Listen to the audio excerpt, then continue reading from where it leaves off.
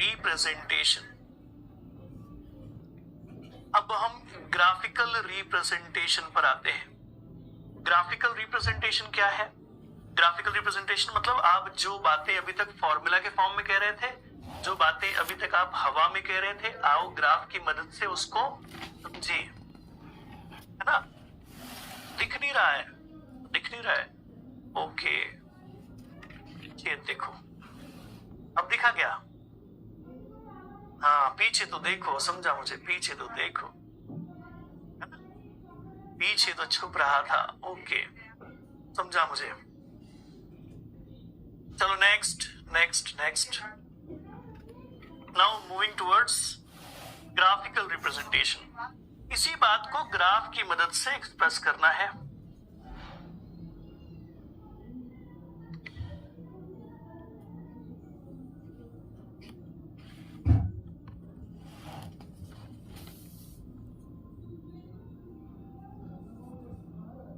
यहां पर दे रखा है टाइम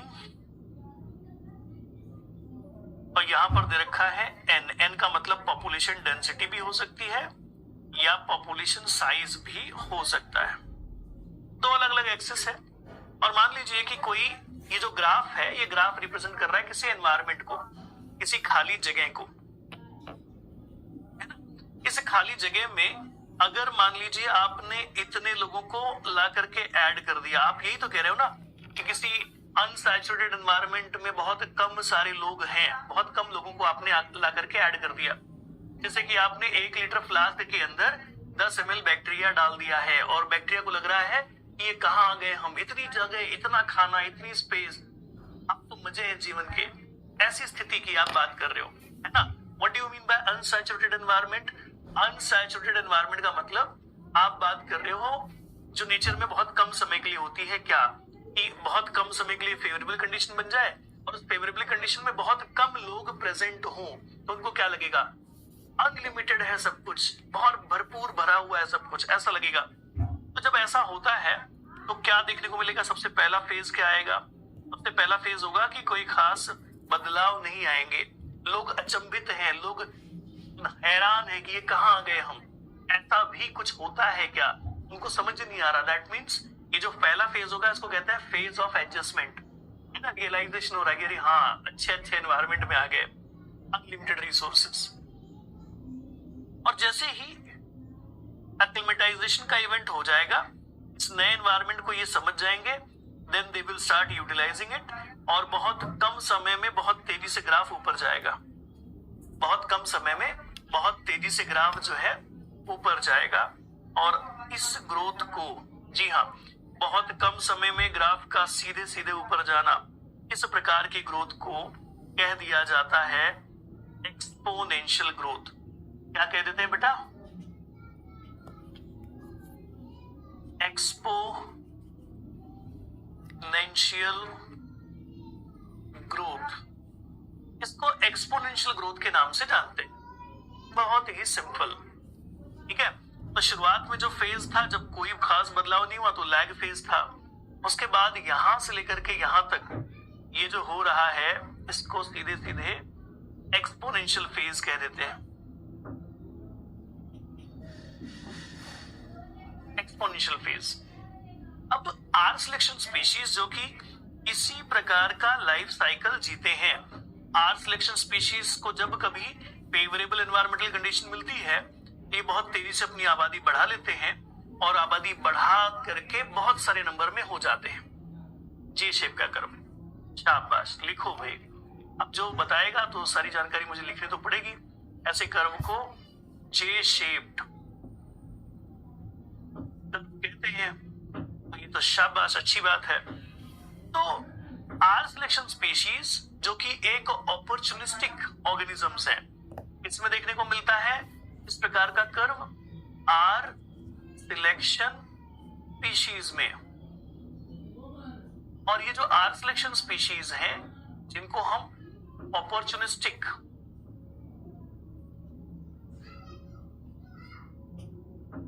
ऑर्गेनिजम्स या एनिमल्स भी कहते हैं, अपॉर्चुनिस्टिक्स कह दिया जाता है इन्हें। क्यों?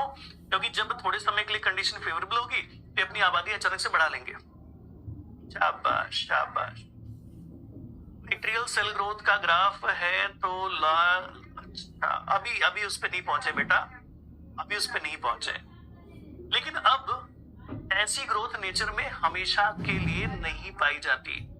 जैसे ही एनवायरमेंटल कंडीशन थोड़े समय के लिए या थोड़े टाइम के बाद चेंज होंगे, बहुत ड्रास्टिकली ये कर्व नीचे आ जाएगा, बहुत ड्रास्टिकली कर्व नीचे आ जाएगा। जीरो नहीं होगा लेकिन नीचे आ जाएगा, राइट। तो अब देखने को मिलेगा कि पॉपुलेशन बहुत तेजी से कम हो गया। इसे कह दिया जाता है सडन क्रैश। और ये सडन क्रैश हुआ क्यों? ये सडन क्रैश हुआ है सिंपली, जी हाँ, simply due to the change in environmental condition. Environmental condition change हो गई और चेंज होने के बाद अब ऑर्गेनिज्म के फेवर की नहीं है तो घट गई। फिर से फेवरेबल सीजन आएगा तो फिर से आबादी बढ़ेगी और फिर से यही होगा। हमेशा इसी प्रकार की स्थिति देखने को बार बार मिलेगी। तो बात यही है कि आप फिलहाल क्या बात कर रहे हो, you are talking about a exponential growth pattern. और इस एक्सपोनेंशियल ग्रोथ पैटर्न के अंदर, जी हाँ, एक्सपोनेंशियल ग्रोथ पैटर्न के अंदर जब तक कंडीशन फेवरेबल होती है तब तक पॉपुलेशन बढ़ता है। जैसे कंडीशन अनफेवरेबल हो जाती है, अचानक से पॉपुलेशन की साइज कम हो जाती है, फिर फेवरेबल सीजन आने पर बढ़ जाएगी, फिर घट जाएगी, फिर बढ़ जाएगी, फिर घट जाएगी। इस तरह के ग्रोथ को हम कहते हैं वेरिएबल पॉपुलेशन साइज। जी हाँ बेटा, इसको क्या कहते हैं? Variable population size. अर्थात ये है कि नेचर में एग्जिस्टिंग आर सिलेक्शन स्पीशीज जो कि एक्सपोनेंशियल तरीके से ग्रो करते हैं, जब थोड़े समय के लिए कंडीशन फेवरेबल होती है।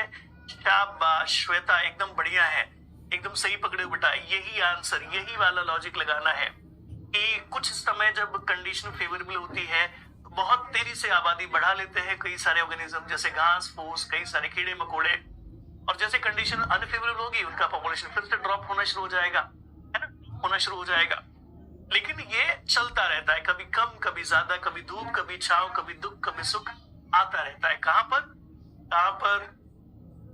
ग्रोथ मॉडल्स में। अच्छा, दैट इज लैग। लैग कह सकते हो, सॉरी ये लैग होगा, गलत बात, मैंने गलत लिख दिया है। लैग फेज, जी हाँ बेटा, लैग होगा। लैग पहले आएगा फिर लॉग आएगा, है ना। लॉग क्यों कहते हैं? क्योंकि उस फेज में जो ग्रोथ है वो लॉगरिदमिक रेट से हो रही होती है। लॉगरिदमिक रेट से ग्राफ ऊपर जा रहा था, धनाधन ऊपर जा रहा होता है बेटा, ठीक है। सो मनस्विता बेटा, थैंक यू, लिखने में वो एरर था, थैंक यू सो मच, ठीक है। हाँ जी, वेरी गुड वेरी गुड।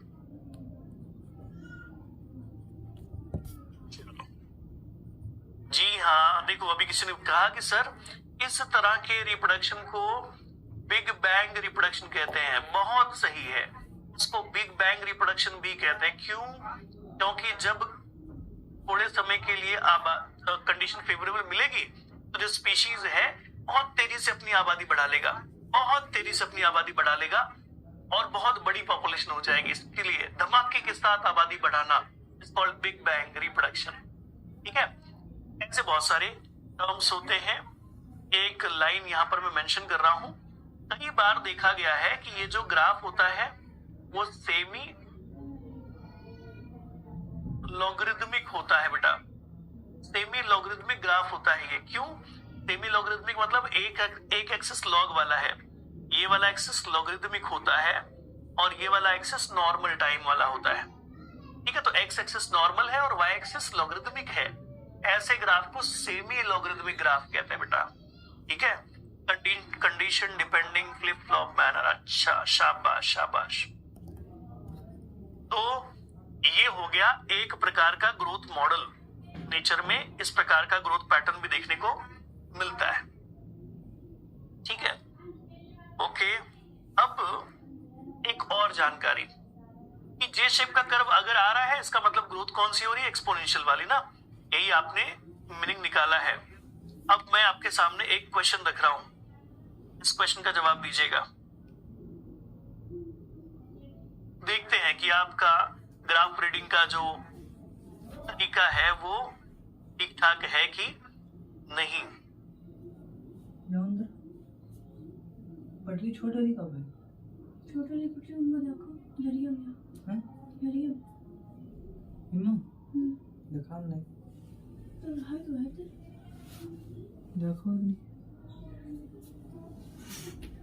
चलो जल्दी जल्दी बताओ कि यहाँ पर ये सारे के सारे जे शेप के कर्व हैं, ये सब के सब जे शेप ही हैं, ठीक है, बहुत जे शेप के कर्व ही हैं ये सब। अब यहाँ पर जो जे शेप का कर्व आता है, ग्रोथ कर्व आता है, उसके लिए दो प्रकार के फैक्टर रिस्पॉन्सिबल हो सकते हैं, या तो एन की वैल्यू या तो आर की वैल्यू। तो पहले तो ये बताओ कि इन दोनों में से कौन सा फैक्टर इन डिफरेंस या कर्व डिफरेंसेस के लिए रिस्पॉन्सिबल है। ये जो अलग अलग कर्व आ रहा है, लॉग समझ नहीं आया? लॉग का मतलब होता है जब किसी एक्सिस पर आप एक पॉइंट का मतलब 10 टाइम्स ले लें, एक यूनिट का चेंज मतलब 10 टाइम का change is called logarithmic change. तो कई बार किसी एक्सिस पर आप एक पॉइंट का मतलब 10 लेते हो, फिर दूसरे पॉइंट का मतलब सीधा 20 हो जाता है, उसको लॉगरिथमिक स्केल कहते हैं बेटा।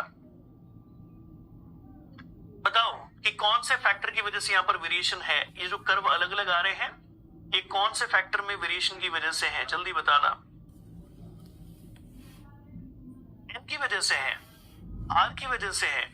देखो बेटा, शुरुआत में सभी की एन की वैल्यू एक ही थी, शुरुआत में सभी की एन की वैल्यू एक ही थी, लेकिन समय के साथ धीरे धीरे धीरे धीरे इनकी जो ग्रोथ रेट है उसमें वेरिएशंस दिखाई दिए। तो the major factor is which is influencing this, that is nothing but R वाला फैक्टर है जो इसे वेरी करा रहा है। अब आर की फैक्टर के कुछ ऑप्शंस आपके सामने रखते हैं, जैसे कि कोई है 0.01, R is equal to 0.02, R is equal to 0.5 और आर इज इक्वल टू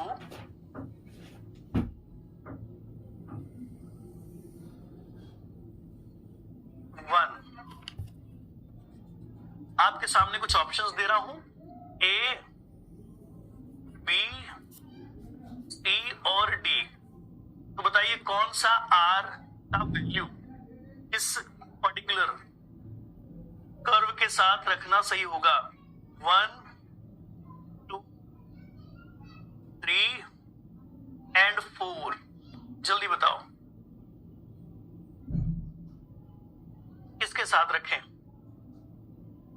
क्या होगा सही matching? What will be the correct matching? Correct matching क्या होगी? क्या करें जल्दी बताओ। अच्छा, वीडियो पे आप पॉज हो रहा है, ठीक है।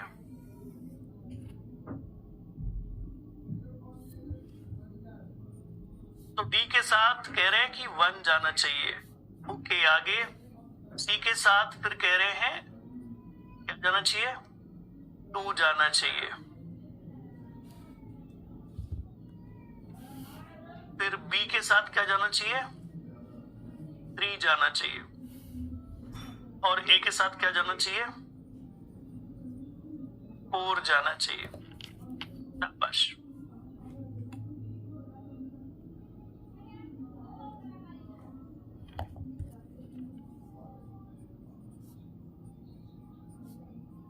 क्योंकि जिसकी आर की वैल्यू ज्यादा वो बहुत जल्दी जल्दी तेजी से ऊपर जाएगा, जिसकी आर की वैल्यू कम वो धीरे धीरे ऊपर जाएगा, जिसकी आर की वैल्यू सबसे कम वो और धीरे धीरे ऊपर जाएगा।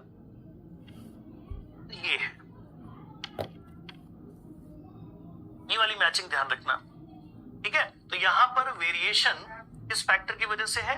आर की वजह से। एन तो शुरुआत में सभी का एक ही था। अब ध्यान रखना कि नेचर के अंदर अलग अलग स्पीशीज की अलग अलग आर वैल्यू हो सकती है, मतलब सभी की इंट्रिंसिक रेट ऑफ ग्रोथ एक जैसी नहीं होती।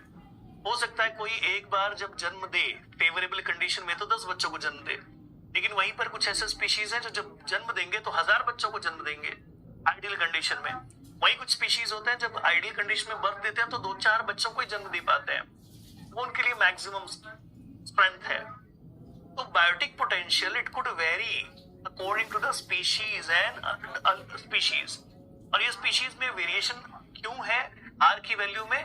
तो mainly it is simply due to the B value, क्योंकि हर कोई उतने ज्यादा बच्चों को जन्म नहीं देता, इसीलिए आर की वैल्यू वेरी कर सकती है।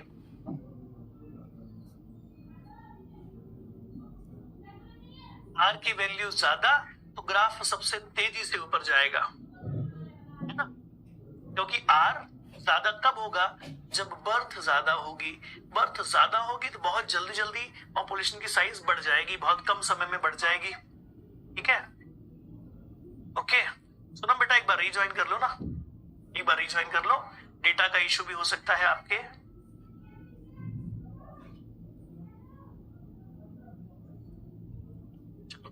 जिसको कंफ्यूजन हो रहा है उसके लिए मैं यहां लिख देता हूं, है ना। आर की वैल्यू ज्यादा, इसीलिए बहुत जल्दी ऊपर गया ये ग्राफ, बहुत जल्दी। ठीक है, आर की वैल्यू जैसे जैसे होगी कम, ग्राफ वैसे वैसे ज्यादा टाइम लेगा ऊपर जाने के लिए, है ना। तो आर की वैल्यू ज्यादा तो ग्राफ बहुत जल्दी से ऊपर। आर की वैल्यू जैसे जैसे कम, graph will take a more time, the population will take a more time to increase. बस, very good, ठीक है।